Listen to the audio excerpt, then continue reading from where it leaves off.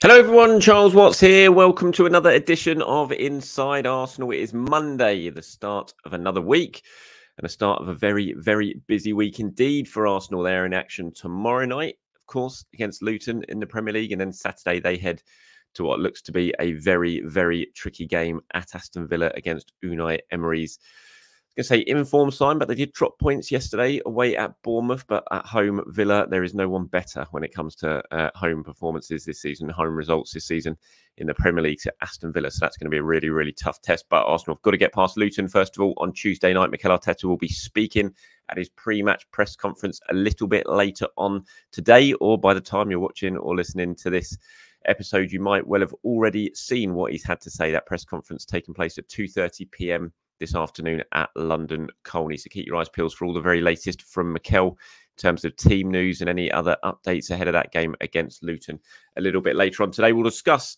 that match today in today's show. We'll look at some of the latest team news, look at who could start. Will Mikel Arteta make some changes with that game against Aston Villa to come? You would suggest he probably will, given Arsenal had Champions League last week. They had the weekend game, of course, that we've just got out of the way. And then you got Villa on Saturday. You've got to think if you're going to make some changes, if you're going to use the squad and rotate to keep players fresh, it's going to be this week. So we'll talk about that. The latest team news. Got some comments from Jorginho that I wanted to discuss as well. And plenty of you guys getting in touch with your comments and opinions. So as usual, we'll go through some of those at the end. But we'll start today's show by looking at what Mikel might well be facing when it comes to the very latest team news. For that trip to Luton, who could come in, who might get a bit of a rest. As I said, with that game against Aston Villa to come, you really do feel like this is probably the opportunity to make some changes. Of course, you don't want to disrespect Luton by any means, and Luton has shown this season, at home especially, they can cause teams problems. They drew with Liverpool, for example, and Liverpool needed an injury time equaliser to get anything from their game at Kenilworth Road. And Arsenal, I just saw a stat from Jorginho on Twitter. Arsenal have not won any of their last 10 visits to Kenilworth Road, but that was a very, very different time. It has to be said. People of my age or before will remember those trips to Luton. The plastic pitch as well was a really, really tough place to go and get a result. A little bit different this time. So yeah, I mean, sort of looking at what Arsenal could do. Tomiyasu's injury, you would think at the weekend in that win against Wolves, is probably going to force Mikel Arteta into some sort of action. We don't know yet the full extent of Tomiyasu's injury. Hopefully we'll find out a little bit more later on today with Mikel Arteta's press conference. But the fact he went off with a muscle problem at the weekend, even if it's not that bad, and Arsenal did say afterwards they were hoping it was just they took him off just purely for precaution, and it wouldn't be too bad. But even if that is the case, you'd still think this game's probably going to come too soon for him, and that would just mean Ben White coming in at right back. White replaced him, of course, in the win against Wolves. Anyway, and that's not going to make any Arsenal any weaker. The issue is, of course, Arsenal are kind of managing Ben White a little bit at the moment because he's had his own injury issues that he's trying to come back from, but there's no real other option. So if without Tomiyasu, you think Ben White's just going to play it right back. I do wonder what Mikel might do on the other side of the defence. Zinchenko, of course, has played the last couple of games at left back. I do wonder if this is a game where you bring in Jakub Kiwior to get him some minutes, because you would, unless Mikel decides to go with Kiwior at Aston Villa to shore things up defensively a little bit. I think if Tomiyasu's fit and fine, I think Tomiyasu plays at Aston Villa and Ben White goes to right back. Tomiyasu comes in at left back. It feels like a Tomiyasu left back game more than Zinchenko. But if Tommy's not available for that one, could Mikel look at it and think Kiwior might add a little bit more defensive steel? We know how dangerous Villa can be. We know how many goals they score. We know that the threat they possess down their right-hand side. And we know that Zinchenko defensively is not the best, as we saw at the weekend in the win against Wolves. So I do wonder maybe Kiwior could come into contention for that game. So there's quite a little bit for Mikel to weigh up in terms of Tuesday night and how he rests players, how he rotates players with that game at Villa Park to come. Jorginho, could he come in at centre-back? I do wonder if that is the case. Kai Havertz, I think, is probably certainly going to come in on Tuesday night. I'll be surprised if Havertz doesn't start this one. Trossard's got the last couple in that left 8 role. I thought he played all right. Leandro Trossard, got a question, I think, about him that we'll talk about a little bit later on in the show. Some mixed sort of comments from from you guys in terms of what you thought of Trossard playing in that left eight role. I didn't think he was too bad. I didn't think he was particularly brilliant by any means, but I didn't think he was too bad. I thought he was better in that game against Wolves than he was in the role when he played it against Brentford. But I think Kai Havertz will probably come back in for this one at Villa Park and get the start. He was, of course, rested at the weekend. As I said, Kivior is another player. You look at the forward line and what Mikel might do with the forward line. I'd be surprised if we see any changes in that. I think we'll probably stick with Saka, Martinelli and Jesus probably for both games this week. Potentially you could play, if you take Trossard out for the left eight role, you could bring him in, rest of Martinelli and play Trossard at the left, or you could play Trossard centre forward and rest Gabriel Jesus against Villa ahead of the trip to Villa Park. So there's lots to do. Very keen to get your thoughts ahead of tomorrow's show as well, that I can include in terms of what you want to do, what you think the starting 11 should be, who Mikel should bring in, who he should potentially take out. Let me know, of course, in the comments below. Team news-wise, in terms of who's definitely not going to play, we know there's no Emil Smith-Rowe. In terms of Emil Smith-Rowe, I think he's getting there. The last update I had on him was that he has been out on the pitch. Actually, I think Mikel Arteta confirmed that in his press conference last week, and Arsenal were hoping it was just going to be a few more weeks for Smith-Rowe, so he should, fingers crossed, play again before the end of the year. As far as I'm aware, the same goes for Thomas Partey, who, although he's not back out yet training on the pitch or doing much work on the pitch, he's still working towards being back before the end of this year. So before, I think the final game of the year is Fulham, isn't it? On like December, it might even be New Year's Eve, the Fulham game. So those two hopefully going to make an appearance, but certainly not in terms of this week, in terms of the games against Luton and Aston Villa. No Fabio Vieira, of course, he'd be suspended anyway for these Premier League games, but he's injured, so no him. And Yurin Timber, of course, remains sidelined. So that's the latest team news ahead of Arsenal versus Luton at the weekend. On Tuesday night. FA Cup third round draw took place yesterday. Nice and easy draw for Arsenal. Just Liverpool in the third round. I mean, a penny for Mikel Arteta. Well, we'll get them later on today, I'm sure. Mikel Arteta's thoughts and Jurgen Klopp's thoughts. I mean, these are the sort of, when you get to this stage of the competition in January, really busy start to the year. You've just had the festive period. You're like, please just give me a nice and easy home draw in the FA Cup third round. But oh no, it's Arsenal versus Liverpool. The last thing both managers would have wanted. We don't know the date yet for the game. I mean, it's nailed on to be a TV match, so it's definitely going to be one of the prime time slots. I doubt it'll be the Saturday. I imagine you're probably looking at Sunday prime time for Arsenal versus Liverpool, but remains to be seen. Newcastle versus Sunderland was also a really big draw, and that'll be one of the TV games. So we'll find out in the next couple of days, I imagine, when this is going to be. But as I said, it's the last thing Arsenal would have wanted to start the year after such a busy festive period, to be able to rest some players, and you're not going to be able to do that where you wouldn't expect you'd be able to do that. You want to. It depends how seriously Mikel takes this FA Cup, and I think he will try and take it seriously. And you want to stay in it. You don't want to go out in the third round stage. People will look at it and think Arsenal got higher priorities this season in terms of the Premier League and the Champions League, and that might be the case. But you want to have a good go at the FA Cup. Absolutely, it's the FA Cup at the end of the day. You want to win it. There's only 4 trophies on offer. Arsenal already out of one of those. You want to stay in all the rest of them as long as possible. So this is a game you want to win, even against Liverpool. I imagine Jurgen Klopp will probably go pretty strong. And so it's going to take... The good thing is, I think I haven't actually looked at the exact fixture dates of this, but I think you've got the FA Cup third round, and then I think it's that little mini winter break. I don't think Arsenal have got another Premier League game before that little winter break when they're going to head off to Dubai. So if that is the case, which I'm pretty sure it is, then you could go strong for this game. And then you've got a 2-week break anyway for the Premier League, and you're going to be heading off to Dubai. So going to be a really, really difficult game. Of course, Arsenal versus Liverpool. I remember at the Emirates last year, what a match that was, the 3-2 win for Arsenal. And then going up to Anfield for the 2-2. There's going to be Arsenal travel to Anfield on the 23rd of December for the league game, of course. So there's going to be 2 games against Liverpool in very quick succession, which is hardly ideal. But that is the draw. Let me know your thoughts on that one. Okay, before we get on to some of your questions and comments, Jorginho has been talking after the game against Wolves about the result, about the performance and what he thought of it, and how the game sort of panned out. And he was asked about the fact that Arsenal kind of let Wolves back into the game a little bit with that mistake from Zinchenko, and the fact the game should have been put to bed far earlier. They had the chances to win 3-4, 5-0, and Wolves wouldn't have been able to have any complaints about that. And what Jorginho had to say, he said it is a mindset, to be honest, because you have the game completely under control, and all of a sudden you stop doing the simple things that you need to keep doing. The thing that got you there at that point, then you put yourself in trouble because every single team in the league is strong and they come out. We need to keep pushing for one more, one more, one more. I think that is the mentality that we need to have. I try to communicate a lot, try to help my teammates with my body language and voice. I try to help them to finish the game and win the game, because the game is not finished until the referee blows the whistle. You need to keep pushing, keep fighting until the end, which, you know, you can understand those comments. But I have to say, that game against Wolves at the weekend, I didn't look at that as one that Arsenal stopped pushing and stopped trying to win the game. They kept trying to win the game. They kept trying to score more goals. They just missed them. They missed the chances. So it wasn't a case of I didn't ever watch that second half and think, oh, Arsenal taking their foot off the gas here. They're cruising. They're going to let Wolves back into it. I didn't get that feeling watching that. I've had that feeling before, but not in that game. I felt they still did try and go and get the third and fourth goal. They created the opportunities to do it. It's just on the day they weren't ruthless enough to take those opportunities.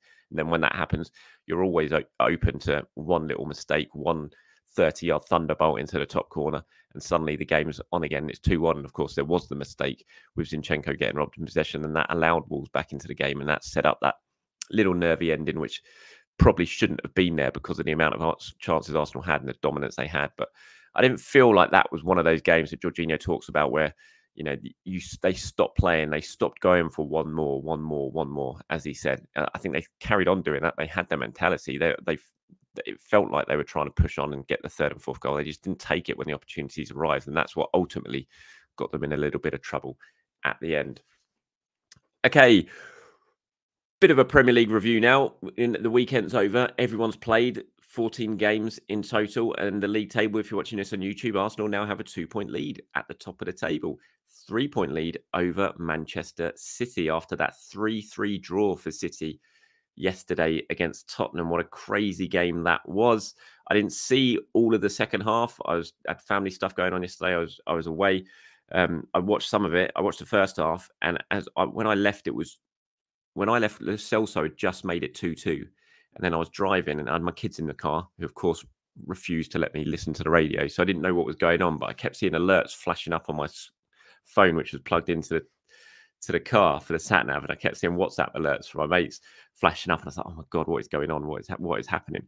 And yeah, a bit of a surprise when I got home and looked at my phone, saw it was 3-3, and crazy game, as always seems to be the way whenever Tottenham play Manchester City.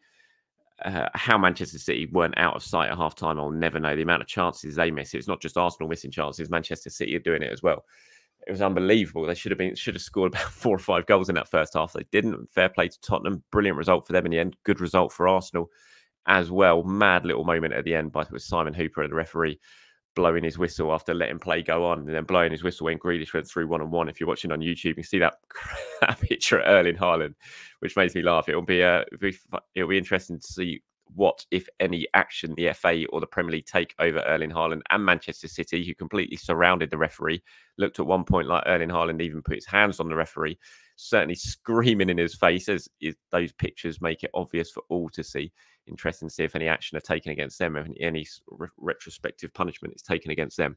It was a crazy decision by the referee, though. I don't know what's going through his head. Having let the play sort of go on, play the advantage, and then suddenly bring the play back when the through ball was sent Jack Grealish through 1-on-1.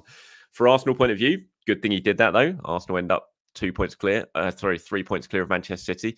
Good result for them. Good results for them weekend-wise, except for Liverpool, which was so close to going perfectly. What a crazy game that was at Anfield, scoring 2 late goals to beat Fulham 4-3. If that had even just been a draw, that would have been fantastic for Arsenal when they'd having a nice little buffer over everyone else. But can't complain. 14 points, 14 games gone. Arsenal 2 points clear at the top of the table, and the league table looking very, very nice indeed. Okay, a few questions and comments from you guys. First up here is Carlo. It says, "Hi Charles, you are absolutely right about Declan Rice." This is obviously in sort of replying to what I was talking about Declan Rice yesterday and his performances. It says, "He always seems to be in the right place at the right time to break play up. He reminds me of Gilberto Silva, goes about his job quietly but effectively, doesn't get booked. Constantly 7 out of 8 every 10 a week. He hardly puts foot wrong." 100%. I can't remember Declan Rice having a bad game since he arrived at Arsenal. Interesting comparison there with Gilberto, because I was thinking about it at the weekend. I was talking to someone. I was like, he's the closest person I've seen to Patrick Vieira since Patrick Vieira left. And it's just that ability to break play up. Vieira was so good at it. When teams started to go through at Arsenal, suddenly Vieira would stick out one of those long legs, nick the ball away, and bang, Arsenal would be on the attack again. And Declan Rice can do that. He does it really, really well. But I do think that comparison with Gilberto is an interesting one as well, because I don't think Declan Rice has quite got that Vieira-like ability where Vieira used to just drive forward and just go through and support the attack. I think Rice has got the capability to do that, and we've seen it in flashes at times, but he doesn't do it as much as Vieira does. Maybe Gilberto is a better comparison, really, because Gilberto was just so good at everything he did. Gilberto, what a player he was. So underappreciated by so many people, especially those outside of Arsenal. Maybe Declan Rice is a bit more appreciated in England because he's English, and so there's more focus is paid to him. And I always thought Gilberto went under the radar a little bit, so it's a good comparison. But certainly, it's almost like a mix between the two. It's like you've morphed Vieira and Gilberto to Silva together, and you end up with Declan Rice. But of course, Gilberto Silva, World Cup winner; Patrick Vieira, World Cup winner; multi-Premier League winner. Declan Rice has still got a long way to go before you can start actually saying, holding him in the same sort of heights that you hold the likes of Patrick Vieira and Gilberto Silva. But yeah, interesting comparison there, Carlo. Here's one from Hussein who says, "Hi, Charles. I think Arteta is not doing right in terms of distributing minutes through our team, especially players like Nelson, who is always sitting there doing nothing. And we hope when one of our front three players gets injured, want Nelson to come on and perform, which is absolutely hard. Why give him a new contract? I think Mikel is wrong. The boy needs more minutes, to be fair. I would start him against Luton and give a breath to Martinelli. We should manage our key players' minutes if we want to really go until the end. Elneny and Nelson have to start playing because we are not even sure if we're going to sign new players. Arteta needs to trust these players. If Rice goes down, we are finished." Yeah, interesting. I think he does probably need to start managing players more as this season progresses. I think we're at that stage of the season now where he really does need to start. That's why I was saying tomorrow feels like a good opportunity. I don't think he's going to do it with Reece Nelson. I think if he's going to rotate anyone in the front line tomorrow, it'll be Trossard playing instead of one of either Jesus or Martinelli. I'm not sure about Nelson. Nelson did get minutes, got about half an hour, didn't he, in the Champions League? But yeah, I'm not sure about him. I think there's other players that I talked about. Kivior, I think, deserves more minutes. I think whenever he plays very, very well. I think you need to start utilising Kivior a little bit more. I think Jorginho could potentially come in more. You talk about Elneny. I don't know about Elneny. I think Elneny's we're not going to see much of Elneny between now and the end of the season. He was given a new contract, yes, but a large chunk of that, it was, he took a big wage reduction to sign that new contract, and a large chunk about it was Arsenal looking after Elneny because of that injury and making sure he had that, he had that contract knowing while he was coming back from his long injury issues. But yeah, I do think there is definitely an argument that Arteta needs to start giving more players minutes, to rotate them more, to keep those players sharp as possible who are going to come in. And I think this is certainly the time as we head up to the festive period and all the games we've got coming up. This will be the time to start doing it more. Here's one from Turjet 1837, who says, "Hi, Charles. When our players are available, no injuries, no suspensions, what do you think our strongest 11 is?" I would say, this is hard for one position, especially. This is hard. I will go Raya and goal. I'll go Ben White, Saliba, Gabriel. This is the hard one. Left back. Who do you play at left back? Timber, Tomiyasu or Zinchenko. It depends who Arsenal are playing, which is weird. I think if Arsenal are home against a team they're going to absolutely dominate against, I'd be playing Zinchenko. But if they're coming up, if they're away at Manchester City or at Anfield, then I'll be playing Tomiyasu. So I think it's hard to just name the strongest team. I think it depends who you're playing and where you're playing. So I think that's the one area. That left back role is the one position which I would change depending on where Arsenal are playing. And then I'd have Thomas Partey at number 6. I'd have Declan Rice and Martin Odegaard in the midfield ahead of him. And then I'd have Saka, Martinelli and Jesus as the front 3. So 10 of the 11 easy picks. And then depending on who Arsenal are playing and where, I'd have Zinchenko or Timber and then Tomiyasu as well. So yeah, it's a really tough one, but that's my choice. Thanks very much for your question. Just the last one here from Sealord. It says, "Hi, Charles. Great content as ever. Thank you very much. I saw Patino scored a good goal yesterday on Saturday, and people saying he should come back to the Arsenal team, but Patino is actually a late sub and hasn't started for Swansea in a month. Big step up from a mid at best Championship team to a team fighting at the top of the Premiership, especially if he's nailed on starts for Swans. Or is that unfair?" No, I don't think it's unfair, and I don't think he should come back. I think he needs to stay this season, Patino. Whatever happens, I think he needs to continue to play. He's having a really good spell at Swansea, and he hasn't played, but he lost his place in the team because he got sent off. So he was suspended for a game or 2 games, and then he's obviously got to work his way back into the team. I'm sure he's, point-winning contribution at the weekend will probably do that. It was a lovely goal for Tino. He won the ball himself, turned it over, got the ball back, and it was a brilliant finish, especially given it was injury time. You know, to finish as calmly as that shows a lot about the sort of football brain that he's got, and he's having a really good time at Swansea. I know that for a fact. I know he's really enjoying it down there. He's growing as a footballer. He's playing a lot of football in the Championship at a good level, and I'm sure he'll be back in the starting 11 very, very soon. But yeah, for me, I don't want to see him come back to Arsenal this season. I just think he needs to stay and continue to play. If he comes back to Arsenal, he's going to end up just sitting at the bench, and he's barely going to get any minutes, if any. So what's the point in that? He needs to be playing. He's doing that at a very good club now, and he's doing very, very well. So yeah, not for me. I think he stays where he is, and then everyone can sit down at the end of the season and work out what's going to be best for him, what's going to be best for Arsenal as well, and a decision will be made on his future then. All right, that's it from me, everyone. Thank you very much for your time. As always, whether you're watching or listening to this episode, appreciate it. And do have a very good rest of your Monday. I'll be back tomorrow as we really start to gear towards that big game at Luton in the Premier League. Until then, everyone, have a very good day. Speak to you soon.